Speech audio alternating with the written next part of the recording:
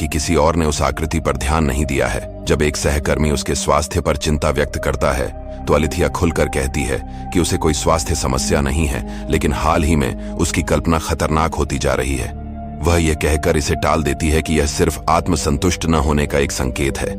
इसके बाद दोनों एक पुराने प्राचीन वस्तुओं की दुकान का पता लगाते हैं, जहां एलिथिया का ध्यान एक कांच की बोतल पर जाता है, लेकिन दुकानदार को इसके इतिहास के बारे में ज्यादा जानकारी नहीं है। बोतल के पीछे की कहानी पर शोध करने के लिए उत्सुक एलिथिया इसे लेकर अपने होटल लौट आती है। जैसे ही वह बोतल का ढक्कन खोलने की कोशिश करती है, सील टूट जाती है, जिससे रहस्यमय धुआं निकलता है जो कमरे के चारों ओर फैल जाता है। यह एक विशाल पैर का आकार लेता है और एलिथिया इसका अनुसरण करती है, यह विश्वास करते हुए कि यह वास्तविक नहीं बल्कि उसकी कल्पना है। लेकिन उसे जल्द ही एहसास हुआ कि उसने लगभग पूरे कमरे के आकार का एक असली चिन्ह जारी कर दिया है। प्राचीन परंपरा की रहस्यमय इकाई कमरे में उन आधुनिक उपकरणों की खोज करती है जिन्हें उसने पहले कभी नहीं देखा है, और जल्दी से अंग्रेजी भाषा सीख लेता है।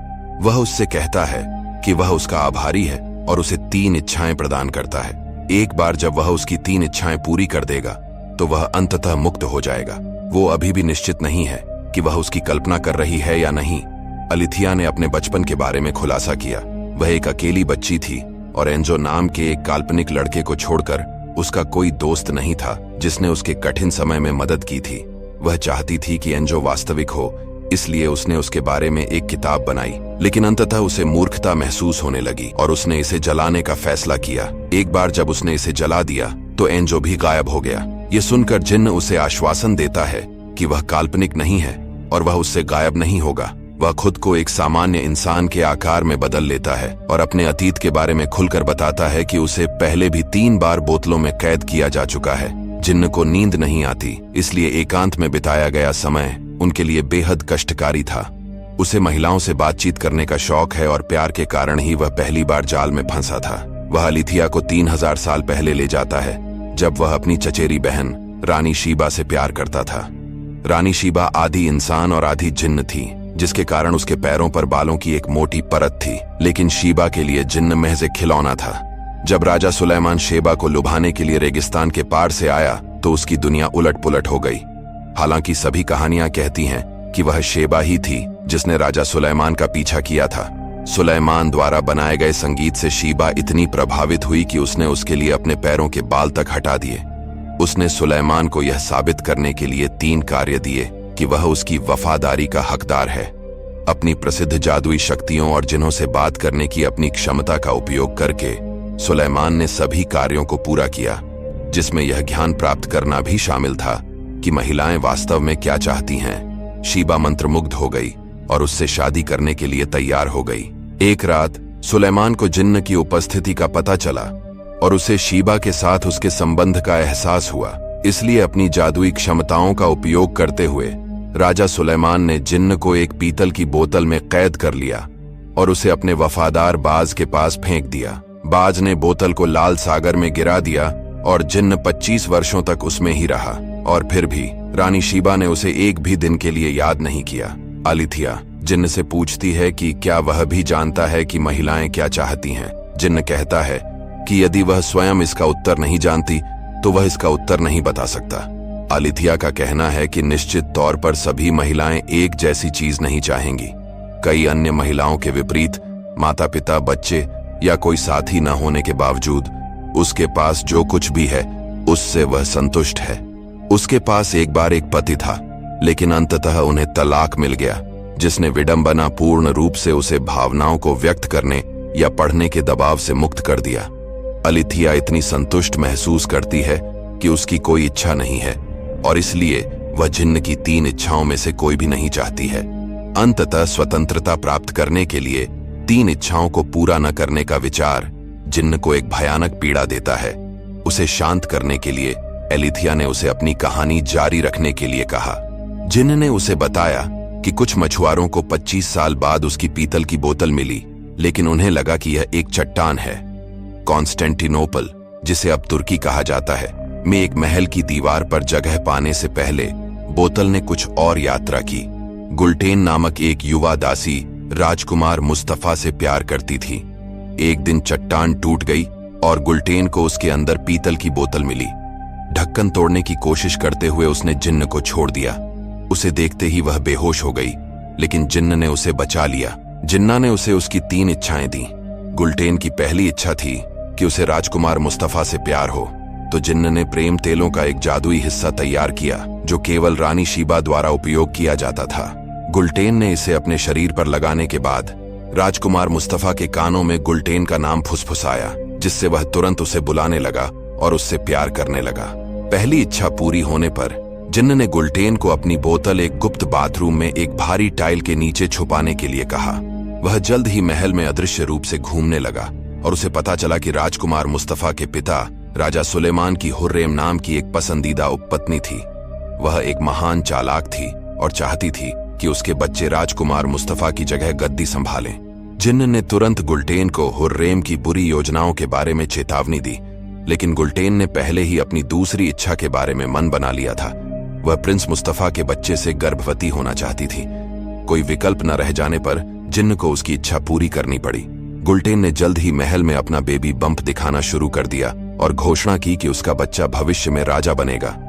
यह देखकर हुर्रेम ने राजा सुलेमान को आश्वस्त किया कि उसका बेटा मुस्तफा उसे मारने और सिंहासन पर कब्जा करने की साजिश रच रहा था। राजा सुलेमान ने तुरंत अपने बेटे को मार डाला और गुल्टेन को मारने के लिए हथियारों को भेजा। जिन्न ने गुल्टेन से खुद को बचाने की तीसरी इच्छा मांगने का आग्रह किया, लेकिन वह घबरा गई और सीधे अपने हथियारों के हाथों में भाग गई। उनमें से एक शैतान का उपासक था, इसलिए जिन्न उससे लड़ने के लिए कुछ नहीं कर सका और गुल्टेन मारी गई। अगले 100 वर्षों में अदृश्य जिन्न ने महल में लोगों द्वारा सुनी जाने की पूरी कोशिश की, इस उम्मीद में कि कोई तीसरी इच्छा पूछेगा जो गुल्टेन नहीं कर सकी और वह अंततः मुक्त हो जाएगा, लेकिन कोई भी उसे सुन नहीं सका। वर्ष 1620 में युवा राजकुमार मुराद ने अंततः उसे सुना, क्योंकि उसके वंश में कुछ जिन्न वंश था।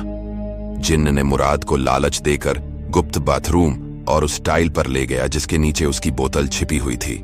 मुराद के लिए टाइल बहुत भारी साबित हुई और उसने अपने भाई इब्राहिम के साथ इसे हटाने की कोशिश की, लेकिन जल्द ही उनकी मां आ गईं और उन्हें ले गईं।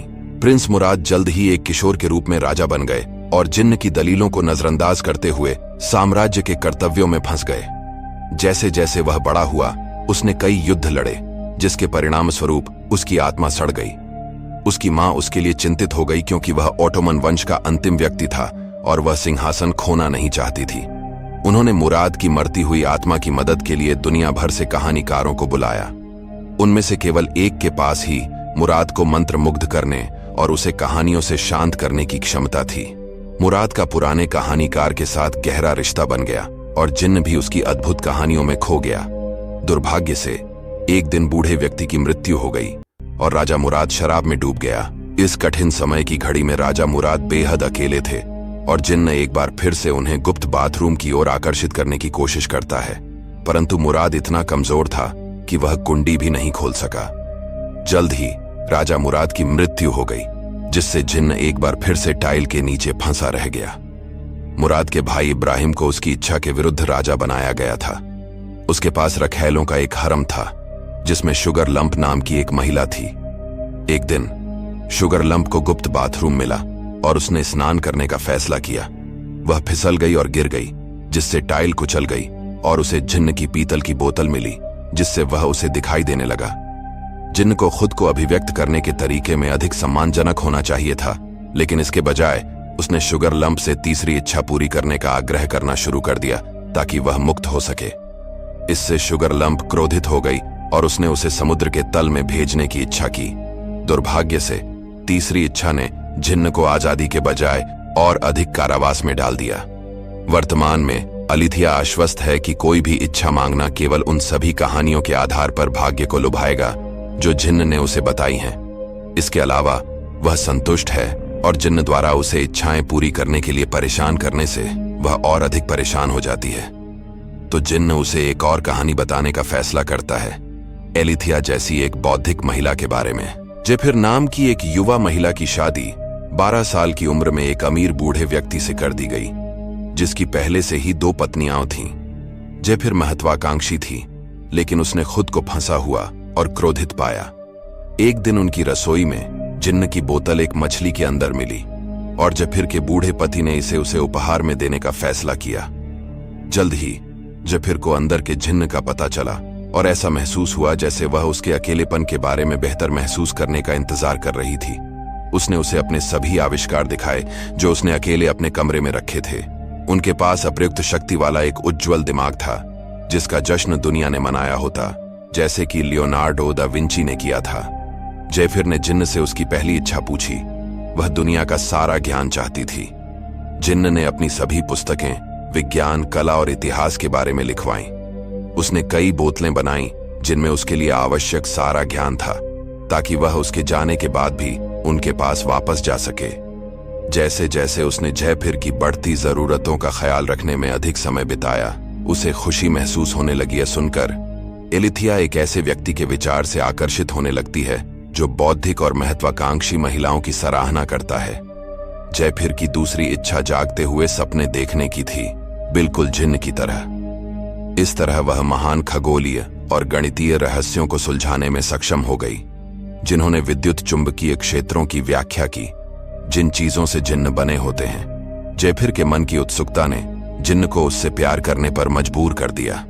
वह उससे इतना प्यार करता था कि वह उसे उसकी तीसरी इच्छा पूरी करने से भी रोक देता था। अपनी आजादी छोड़ने को तैयार था ताकि वह हमेशा जयफिर के साथ रह सके।